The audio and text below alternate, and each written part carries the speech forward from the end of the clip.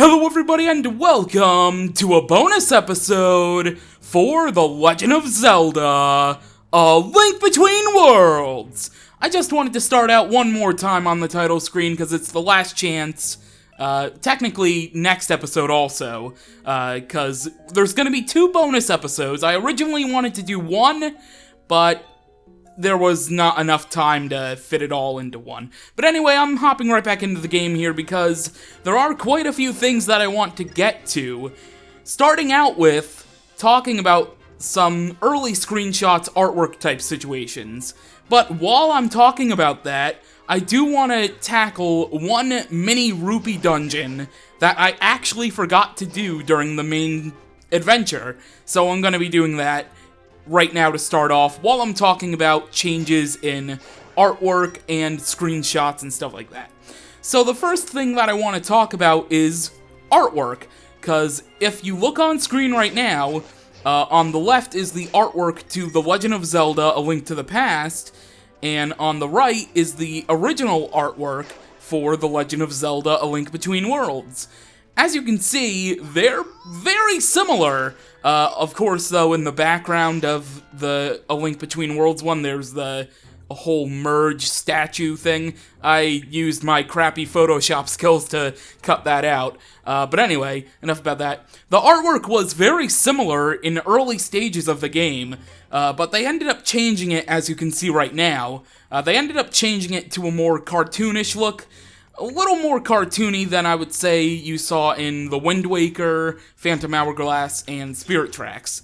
But yeah, that's something interesting I wanted to point out. I'm not sure exactly why they changed that up, but, I mean, it's something interesting to point out. I mean, I guess you can say in early stages it was meant to be an actual sequel to A Link to the Past, and technically I consider it still a sequel because it's only like 100 or so years later, 400 I believe the official number is, but anyway, that's enough about the artwork. Now on to early screenshots of the game.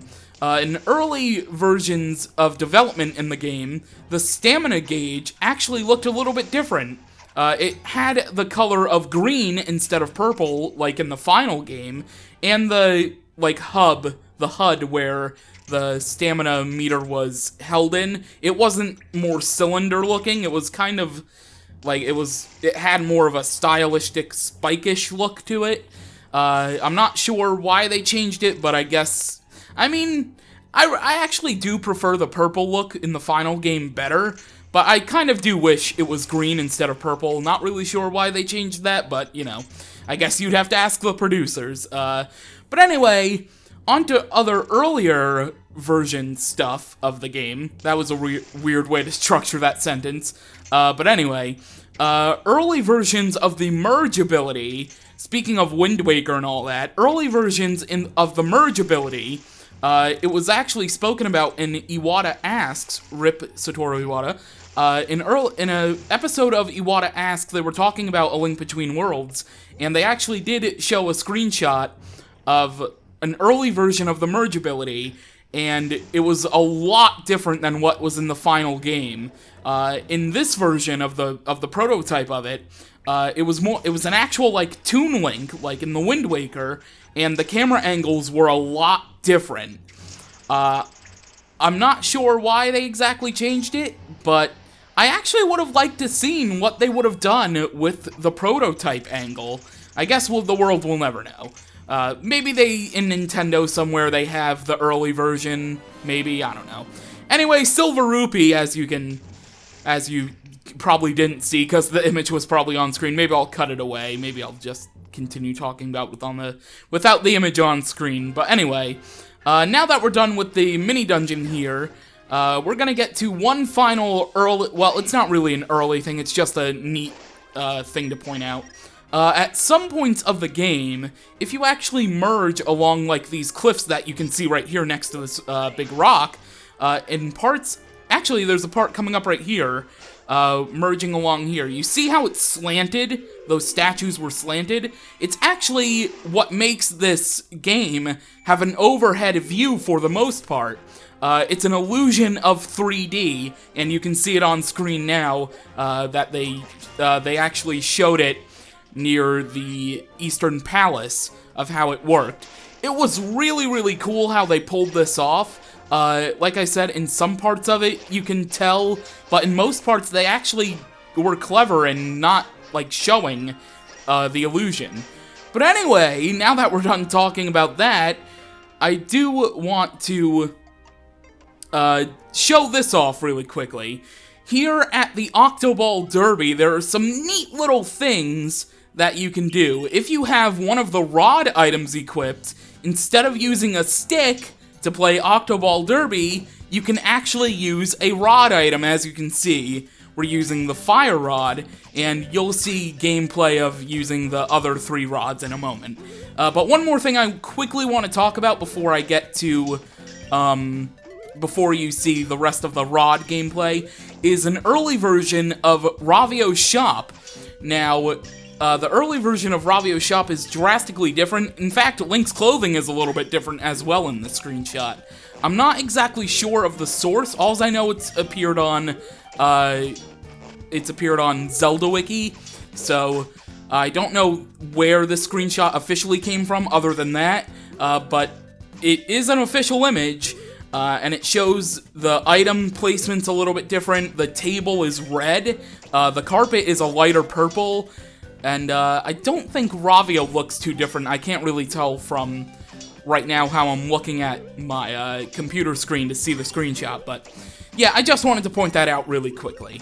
But anyway, yeah, Octoball Derby, it's really cool how you can use the rods instead of a stick to do this. It's really, really cool, and you'll see, obviously, all the gameplay. And instead of like a stick sound hitting a ball, you hear a clink for using the rods. It's actually really, really neat, and I really do like it. So, let's go on to the nice ice rod. I think you can use the regular versions of the rods. I don't think they need to be upgraded from the My side quest, so I think you can just use the regular forms. But anyway, there is the ice rod in action for the Octoball. I just really love the neat detail with this. It's so, so cool. Also, I think it's the ice rod one, or it might have been the sand rod, but there's actually a neat little hidden detail with hitting the pitcher, the Octorok pitcher. If you hit him 3 times during a derby game, the derby boy actually has a bit of text that he scolds you about hitting the pitcher. I think it is the sand rod one. This is post-commentated because of circumstances beyond my control, but anyway, let's see here. I think it's the ice rod one. I just hit him like 3 times now, so let's see. Well, there's a 4th time hitting him. I do love the music though, so I'm probably for the other things, I'm either gonna cut them early or I'm gonna just listen to the music for each thing. Let's see, do you scold me for hitting him in this one, Derby Boy, or is it the sand rod? I think it's the sand rod, but I'm probably wrong. Let's see. Yeah, it's the sand rod. Okay, I think it's 3 in a row that you hit him, because I only hit him like twice. So let's move on to the nice sand rod.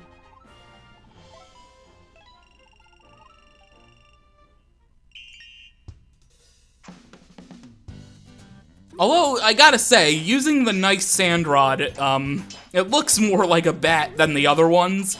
Although, I do like the nice tornado rod look. And the tornado rod itself, traditionally, probably looks cool as well. But I gotta say, I really like using the tornado rod for this. Although the sand rod isn't too bad. And aesthetically pleasing are the fire rod and the ice rod, so those aren't bad either.